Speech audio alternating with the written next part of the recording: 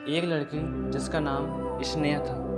वह सियातगढ़ नगर में पैदा हुई थी और उसके पिता बहुत गरीब थे। उसके पिता भीख मांगा करते थे स्टेशन पर, और कभी खाना मिलता था और कभी नहीं मिलता था। कभी ऐसे ही पेट गुजारा करना पड़ता था। एक दिन वो लड़की अपने पिता के साथ स्टेशन पर चली आई और पिता के साथ बैठ के देख रही कि कुछ बच्चे स्कूल ड्रेस में आ रहे थे और जा रहे थे। तो वो सोच रही थी कि खास ऐसे ही मैं भी स्कूल जाती होती। फिर एक दिन उसने अपने पिता से कहा कि पापा, मैं पढ़ाई करूँगी, मेरा मन पढ़ाई में लगता है बहुत। उसके पिता बोले, बेटा मेरे पास पैसे नहीं है, मेरा पेट गुजारा, अपने लोगों का पेट ऐसे गुजारा होता है, तो पैसे कहाँ से लाऊंगा बेटा। फिर उसके पिता ने उसका नाम एक स्कूल में लिखवा दी। फिर धीरे धीरे वो पढ़ाई करती रही और पापा के साथ वो खुद भीख मांगा करती थी।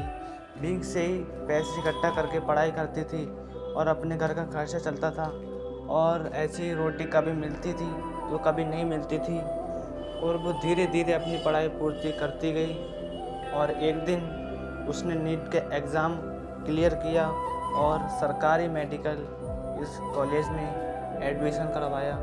तो उसके पिता के आंसू नम हो गए। एक दिन उसके सर ने देखा कि ये मेरे स्कूल की बच्ची है, ये यहाँ पर भीख मांगती है और भीख कमाकर, पैसे कमाकर अपना खर्चा उठाती है।